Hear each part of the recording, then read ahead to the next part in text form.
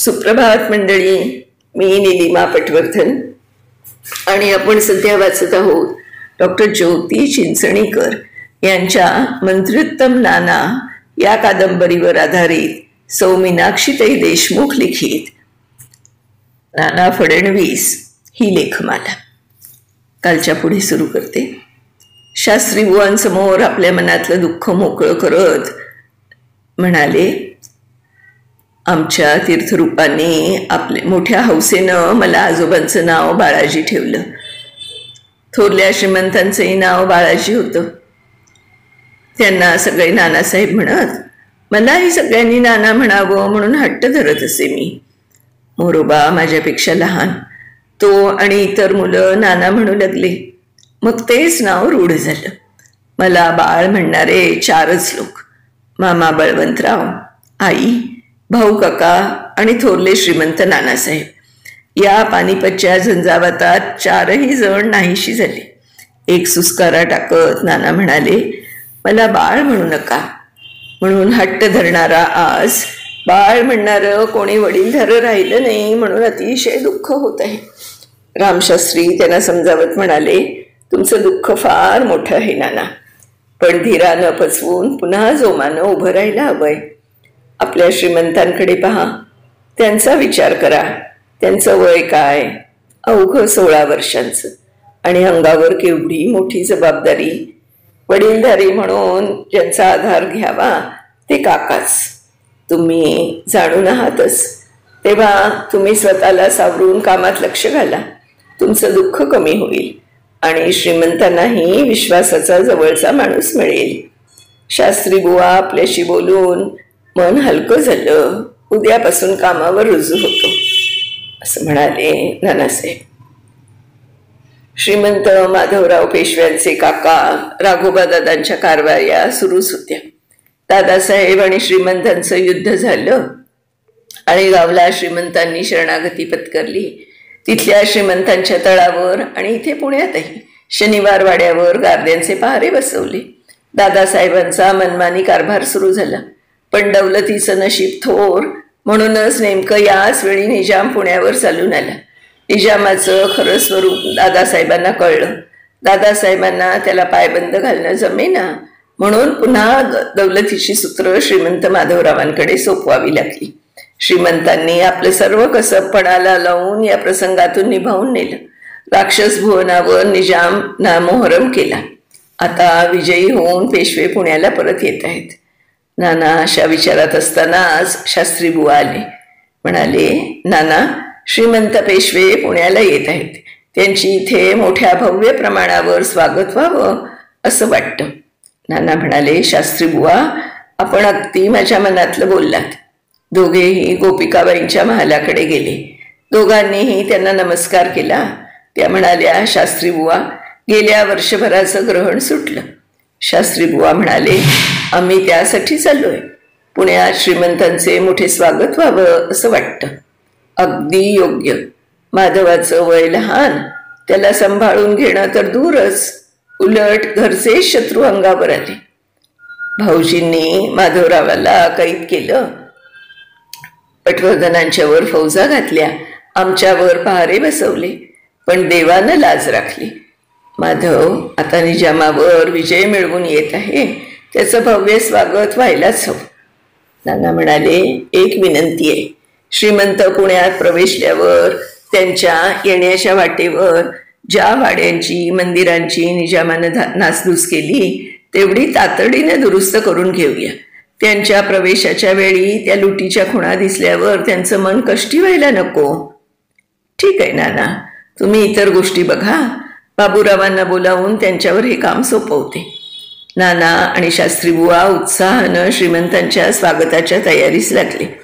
गुढ्या, तोरणं, पताका, घरोघरी रांगोळींनी सजलेली अशी पुण्यनगरी त्याच्या माधवरावांचं भव्य स्वागत झालं. लोकांचा उत्साह आणि आपल्यावरील प्रेम पाहून माधवराव समाधान पावले. श्रीमंत जातीने पुण्यात फिरून निजामानं केलेल्या नुकसानीची भरपाई केली. एक दिवस महाली माधवराव आणि गोपिकाबाई बोलत बसले असताना गोपिकाबाई म्हणाल्या, माधवा, भानूंच्या पिढ्यानपिढ्या आपला घरोबा आहे. तुझे आजोबा बाळाजी विश्वनाथ आणि नानांचे पंजोबा मिळूनच कोकणात आले. आपलं मूळ गाव श्रीवर्धन आणि त्यांचं वेलास. दोन्ही घराण्याचा स्नेह होतास. ज्यावेळी तुझे पणजोबा सिद्धीच्या कैदेत अडकले होते तेव्हा भानुबंधूंनी अनेक खटपटी करून त्यांना सोडवलं आणि सारे पुण्यात पळून आले. तेव्हा तुझ्या आजोबांनी त्यांना वचन दिलं होतं, आम्हास जी भाकरी मिळेल त्याची चतकोर तुम्हास देईन. तेव्हापासून आपले आणि त्यांचे ऋणानुबंध. आपली पेशवाईपासून भानूंनी फडणीशी चालवली आहे. तुमच्या भांडणात भाऊजींनी नाना आणि बाबूरावांची फडणवीसी काढून चिंतो विठ्ठलना दिली. देवकृपेने तू सगळ्या प्रसंगातून सही सलामत सुटलास. त्यांची फडणीशी त्यांना सन्मानपूर्वक बहाल करावी. ठीक आहे मातोश्री. मुजरा करून माधवराव महालाबाहेर पडले. दुसऱ्या दिवशी श्रीमंतांनी रामशास्त्रींना बोलावून विचार विमर्श केला. बाबूरावांचं वय झालं म्हणून त्यांचा मुलगा मोरोबा यांना फडणीशी द्यायचं ठरलं. विजयादशमीच्या विशेष दरबारात श्रीमंतांनी सन्मानपूर्वक पुण्याची फडणीशी नानांना आणि मोरोबांना मोहिमेवरील फडणीशीची वस्त्र बहाल केली. हैदरच्या बंदोबस्तासाठी श्रीमंत पेशव्यांनी स्वतः दक्षिणेची मोहीम हाती घेतली. मोहिमेसाठी गेलेल्या फौजेला वेळेवर अन्नधान्य पुरवताना नानांचा जीव मेटाकुटीस येत होता. त्यात रघुनाथरावांच्या मनमानी खर्चाने ते सारखे अडचणीत येत होते. दादासाहेब नाशकात बसून खर्चाच्या याद्या नानांकडे पाठवत. नानांची अवस्था इकडे आड तिकडे विहीर अशी झाली. एक दिवस नाना कचेरीत काम करीत असताना आनंदीबाईंच्या खाजगीकडचा नोकर सखाराम सामानाची यादी घेऊन नानांकडे आला. नानांचा कारकून विनायक यांनी यादी वाचली. तन्मणी खोड 1, पैठणी शालू 2, चांदीचं तबक 1, चांदीचा करंडा 1, केशर 25 तोळे, गुलकंद 5 शेर, सुगंधी तेल 4 शेर, उटणं. नानांनी फक्त तेल आणि उटणं यावर मंजुरी देऊन सर्व गोष्टी रद्द केल्या. नानांनी आनंदीबाईंच्या यादीतील तेल आणि उटणे यालाच मंजुरी दिलेली पाहून सखाराम म्हणाला, बाईसाहेब रागवतील की? नाना म्हणाले, बाईसाहेबांना म्हणावं, श्रीमंत मोहिमेवर गेले असल्यामुळे चैनीच्या वस्तूंची खरेदी बंद आहे. तेवढ्यात रमाबाईंच्या खाजगीकडचा नोकर रामजी येऊन नानांना म्हणाला, बाईसाहेबांनी विड्याचं पान आणि गुलकंद मागवलं आहे. सखाराम तिथे उभाच होता.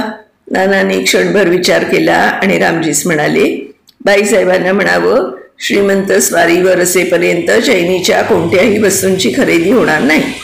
विडे खाणं ही चैनीची वस्तू आहे. रामजी आणि सखाराम दोघेही निघून गेले.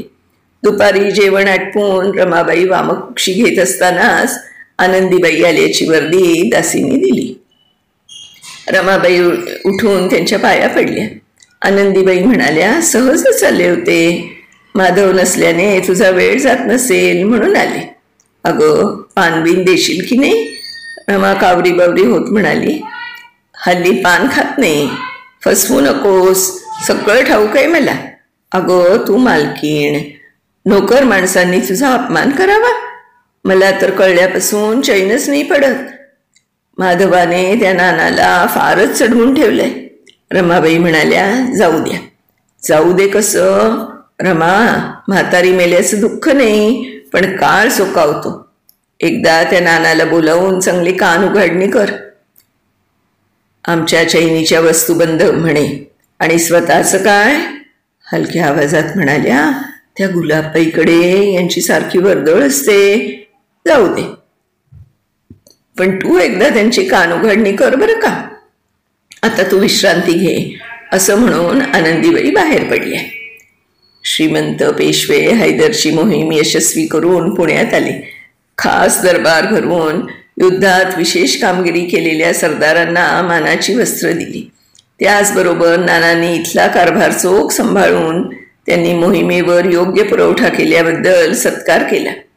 हे राघोबादादांनी आनंदीबाईंना सांगितल्यावर त्या फणकाऱ्यानं म्हणाल्या, कसला चोख कारभार केला, घरच्यांना उलट उत्तर देऊन.